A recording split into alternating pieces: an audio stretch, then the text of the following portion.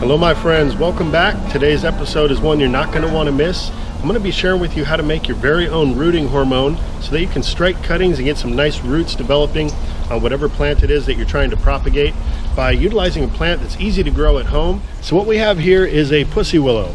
Now any tree or shrub in the willow family can be used to make a rooting hormone.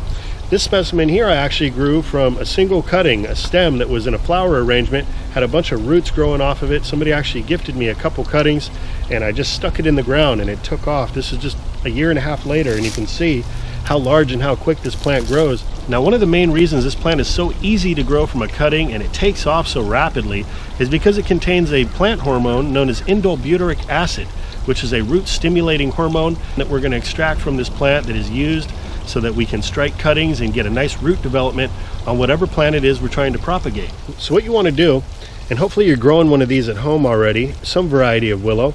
If not, you might want to consider doing that, and it's so easy to grow. You can get started and by next year you'll have yourself a full plant like this. But it's very easy to find in the wild as well, so you may be able to wild harvest this in just a few minutes. But what you want to look for is new growth, so first year growth, so the new twigs and stems on the plant. You want to look for a yellowish or greenish color on the stem. If you start looking further down this branch, you see it starts to turn more of a brownish color. And so this is still going to contain the hormones, but the concentration is going to be in the tips, in the newest part of the plant's growth. So this is what we're going to go for.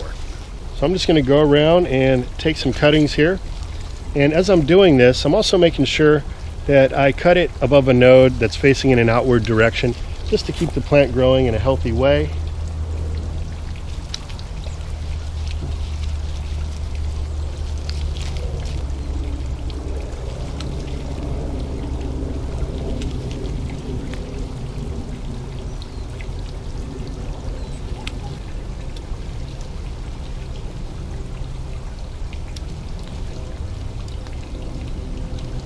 This plant has so many other uses as well. It's been used as a medicinal. Commonly the bark is harvested from the willow plant and is used as a pain reliever, very similar to aspirin. And I've never tried it, but from what I understand, it may take a little longer to take effect, but the effects last longer.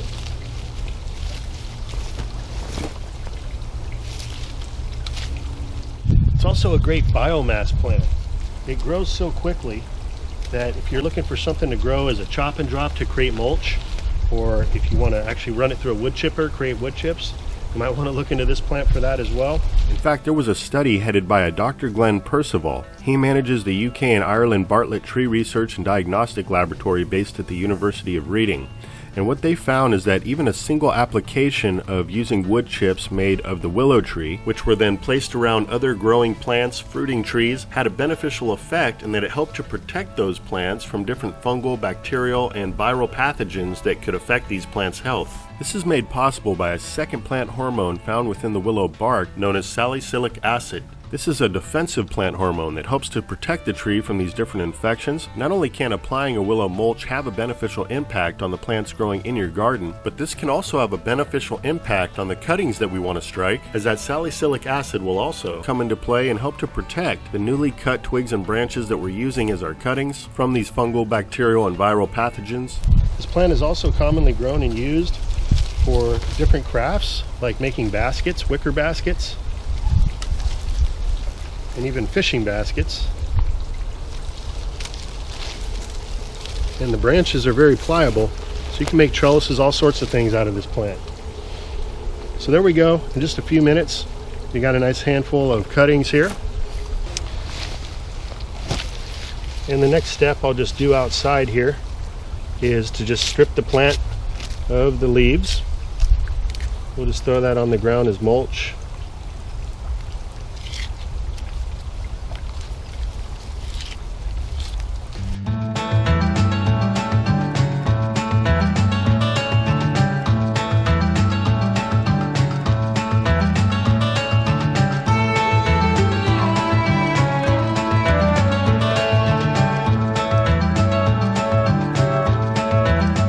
Alright, so we got what we came for. Now there's just a couple more steps before we got our own homemade rooting hormone.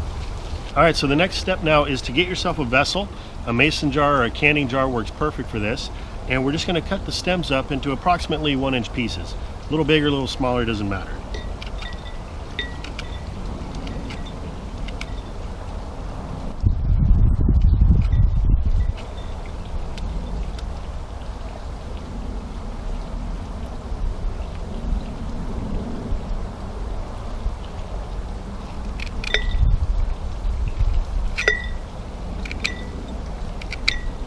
All right, so there we have it.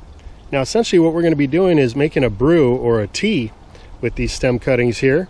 And there's a couple different ways you can do it. One way is to just simply fill your jar up with water and let it sit for about a week or so. Then strain the liquid off and you've got yourself a rooting hormone. You can store that in a jar with a nice tight lid in the fridge. It should be good for a couple months. The second way to go about doing it also expedites the process. My preferred method, which I'm going to be sharing with you, is to actually heat the water up just like you would a tea. So steep some water on the stove or in your kettle and pour that hot water over the stems all the way to the top and let it steep overnight until tomorrow. And then we'll go ahead and pour that liquid off, and there you go. We got our rooting hormone. So let's go do that. All right, so we got our hot water here.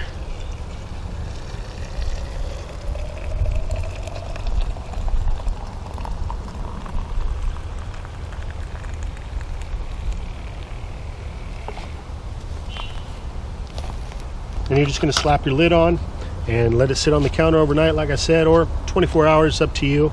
Either way, you're fine. And we'll come back and we'll strain off the liquid and go from there. All right, welcome back, everyone. So this tea, if you will, was allowed to steep throughout the remainder of yesterday and overnight. So we're here the following day. You can see the color of the water has changed to a bit of an amber tone, but we're just going to now strain this out into another jar. So I've got a little strainer here, fine mesh strainer.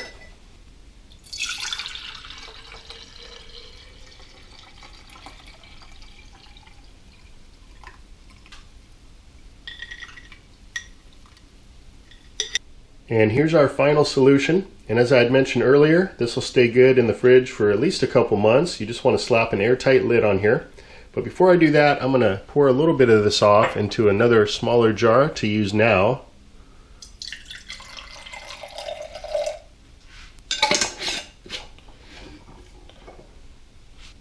All right, now to utilize this solution, all you're going to do is take your cuttings and throw them in there so that the cut side of the cutting is submerged in the liquid.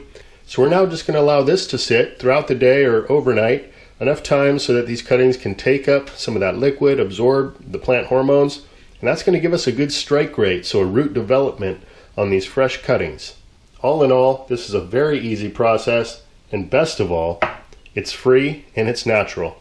And after you remove your cuttings from the liquid, you just plant them out as you would normal, and you're good to go. Alright everyone, well that's going to do it for now. Sure do appreciate you tuning in to today's video. If you found it helpful or entertaining in any way, we do appreciate when you give the video a rating, and we love hearing from you, so shoot us a comment below. It helps the channel to grow. And if you haven't already, consider subscribing to the channel. New uploads every week, sometimes every day, and we're always updating you on all the different projects going on around here. And so with that, have yourself a good one. Until next time, this is Dan from plantabundance.com. Take care, I'll be talking to you again soon.